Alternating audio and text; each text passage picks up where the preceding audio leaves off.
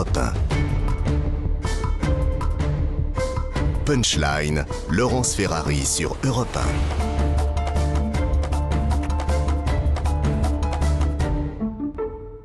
On se retrouve dans Punchline sur CNews et sur Europe 1 avec Karim Zerebi, Christian Proto, Vincent Herouet et Alexandre Devecchio. On va s'intéresser à la situation militaire désormais en Ukraine. Le nord de l'Ukraine a donc été évacué par les forces russes qui se regroupent pour attaquer dans l'est du pays, notamment le Donbass.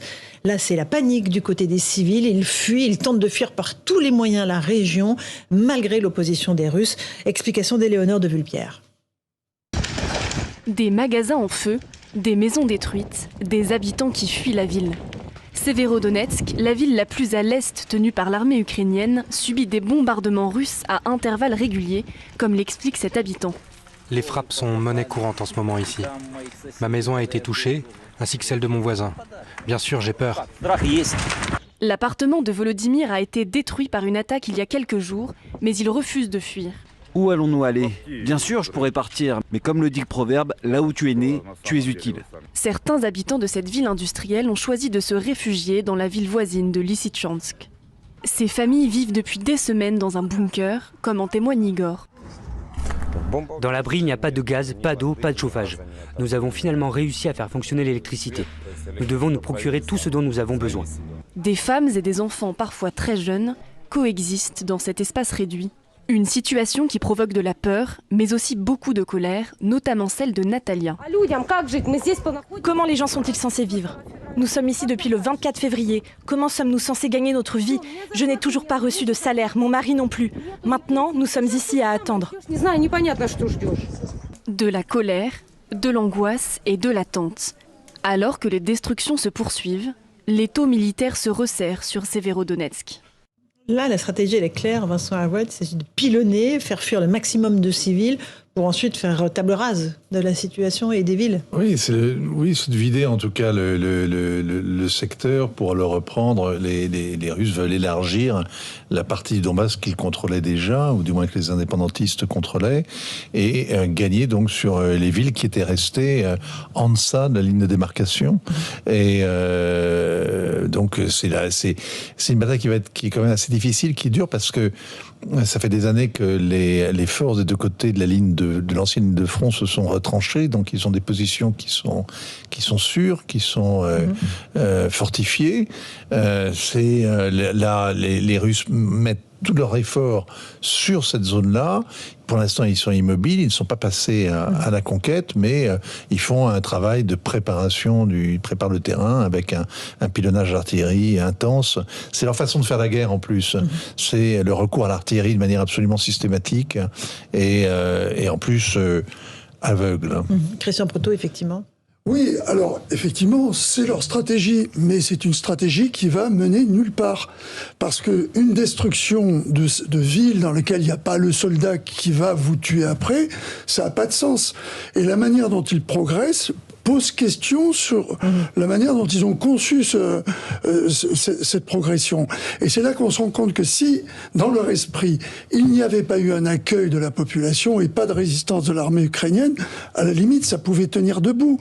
Mais on se rend bien compte que, vu comment fonctionne l'armée ukrainienne, qui semble, en plus, se renforcer, s'aguerrir au fur et à mesure qu'elle a gagné des positions, en particulier avec cet échec monumental pour les Russes de l'arrivée par le Nord, qui, il faut bien le rappeler, au départ, était une manœuvre d'accueil. On vient, on vous libère. Maintenant, c'est la vraie guerre. Sauf une artillerie qui tape sur des positions où il n'y a pas un soldat, ça détruit que des civils et des immeubles. Faites la liste du nombre d'hôpitaux qui sont tombés. Je vais même pas jusqu'à dire qu'ils les visaient. Je pense que c'est à force de taper, ils finissent par avoir un hôpital ou comment dirais-je, une école. Mais ce manque de stratégie me laisse perplexe, mais il me rappelle ce qui s'est passé. Je sais qu'on va me dire que c'était une autre époque, en Tchétchénie. C'est comme ça que ça s'est passé. C'était rasé les villes. Rasé.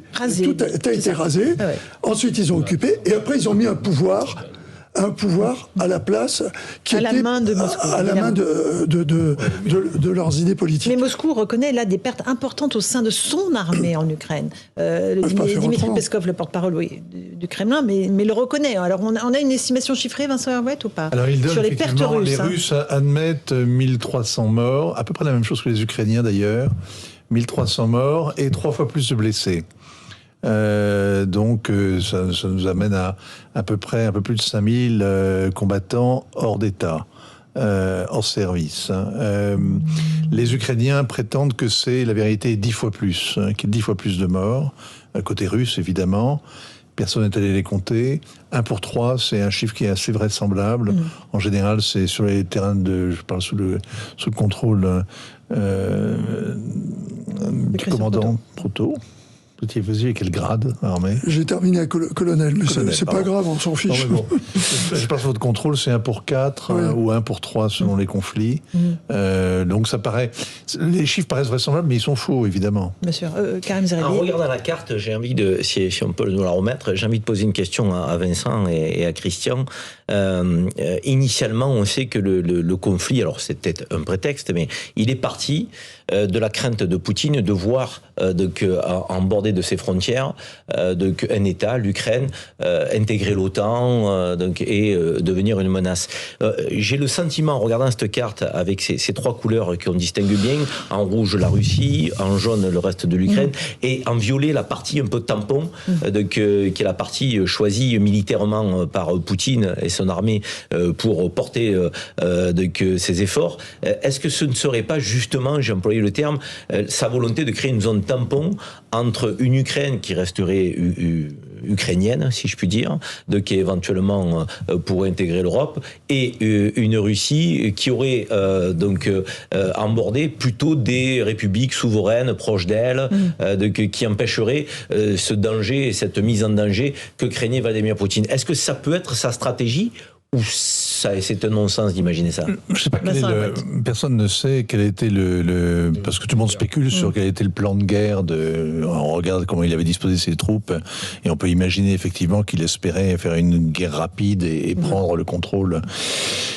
Le problème que pose votre hypothèse, qui paraît vraisemblable, logique, c'est que si vous avez simplement une ligne de cessez-le-feu entre ces 2 blocs, donc avec une zone tenue par les Ukrainiens et une zone tenue par les Ukrainiens ralliés à la Russie ou occupés par les Russes, vous aurez une espèce de ligne de démarcation chaude. Vous n'aurez pas de zone tampon. La zone tampon, c'est quand il y a un accord de paix et qu'un pays est neutre, pacifié, et que il a une alliance, qu'il a des engagements garantis, etc., etc. Là, c'est pas du tout le cas. Ça sous-tendrait une neutralité de l'Ukraine en plus de cette zone-là. Mais là, ça ne sera donc jamais pacifié.